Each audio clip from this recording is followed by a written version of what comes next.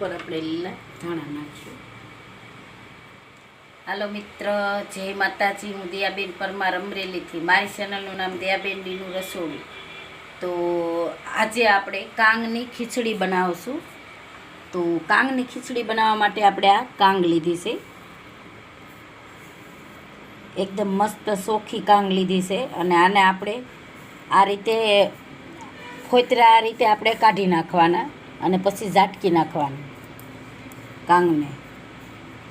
તો આપણે અડધો વાટકો કાંગ લીધી છે.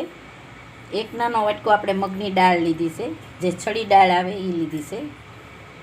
એક મોટું બટેટું આપણે આ રીતે સુધારી લીધું, ઝીણું ઝીણું. એક ડુંગળી સુધારી લીધીશ, એક ટમેટું સુધારી લીધું. અને વઘાર કરવા માટે આપણે આ જીરું અડધી ચમચી લીધું છે. 8-10 લસણની કળીને આપણે ખમણી લીધી છે. આદું થોડુંક ખમણી લીધું અને અડધી ચમચી આપણે હળદર લીધી છે. પોણી ચમચી આપણે લાલ મરચું લીધું, અડધી ચમચી આપણે જીરું લીધું, સ્વાદ પ્રમાણે મીઠું લીધું અને આપણે લીલા ધાણા લીધા, થોડીક આપણે હિંગ લીધી અને લાલની આપણે લીલા મરચાં લીધા છે, એને કટિંગ કરી લીધું અને આપણે તેલ લીધું છે અને પાણી લીધું છે. તો પહેલાં આપણે ધોઈ લેવાની છે કાંગને.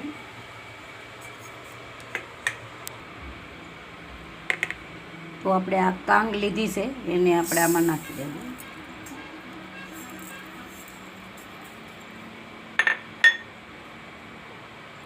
અને મગની દાળ લીધી છે એને આપણે આમાં નાખી દેવું. હવે આપણે આને પાણી નાખીને ધોઈ લેવાની 2-3 પાણીએ સરસથી. તો આને આપણે ધોઈ લેવું સરસ. તો આપણે આ કાંગ ધોઈ લીધી છે. તો હવે આપણે ગેસ ચાલુ કરશું. આપણે વઘાર કરી લેવું. તો કાંગ આપણે કડક હોય એટલે આપણે આ કુકરમાં બનાવશું.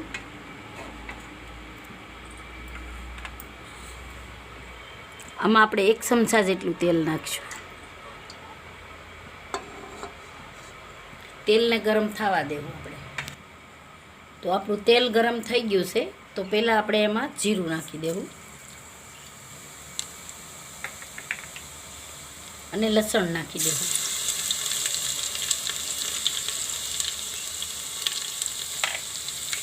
આ આદું નાખી દેવું.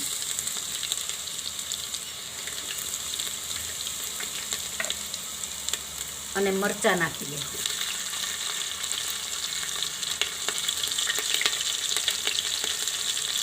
આ હિંગ નાખી દેવું. હવે આપણે આમાં ડુંગળી નાખી દેવું.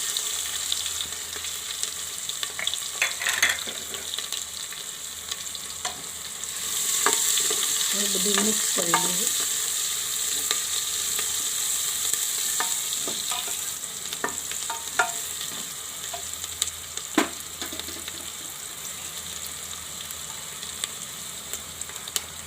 હવે આપણે આ બટેટા નાખીશું. બટેટા આપણે ધોઈને પાણીમાં જ રાખ્યા છે.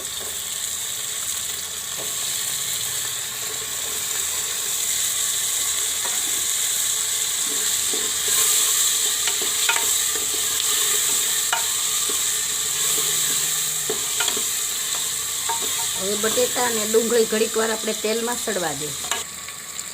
હવે આપણે આ ટમેટા નાખી દઈશું. 2 મિનિટ એમાં તેલમાં સડી જાય ડુંગળી ને ટમેટા ને બટેટા ને બધું. હવે આપણે એમાં હળદર ને એવું નાખી દેવું. જીરું નાખી દેવું. લાલ મરચું નાખી, સ્વાદ પ્રમાણે આપણે આમાં મીઠું નાખશું. એ બધું મિક્સ કરી દઈએ.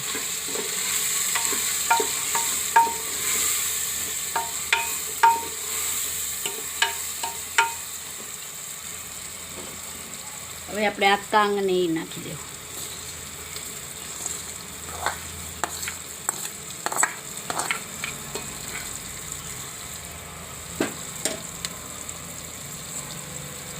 આમાં નાખીને આપણે મિક્સ કરી દઉં.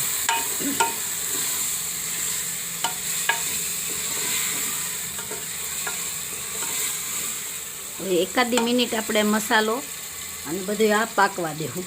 1-2 મિનિટ આપણે રહેવા દીધું, તેલમાં સરસ સડી ગયું. હવે આપણે પાણી નાખીશું. તો પાણી આપણે 2 સાલિયા નાખશું, એટલે 4 ઘણું પાણી થઈ જાય એમ.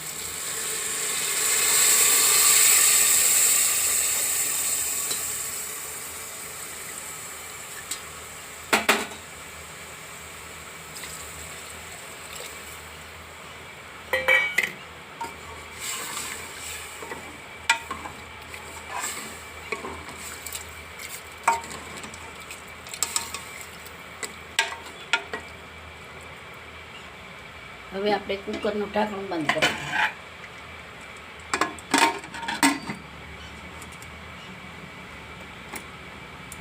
આપણે આની 4 સીટી થવા દેવું.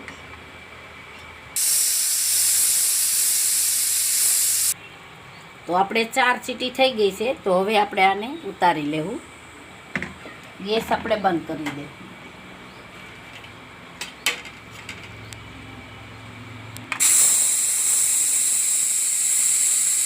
હવે આપણે આને કાઢી લઈએ. હવે આપણે આ પલટી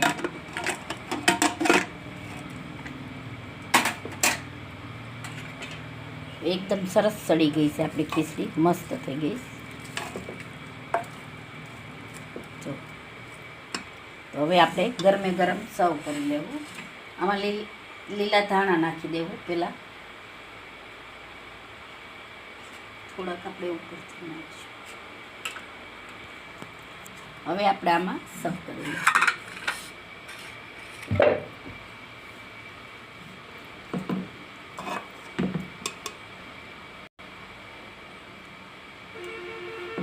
કાંગની ખીચડી સરસ બને છે, એકવાર જરૂર ટ્રાય કરજો.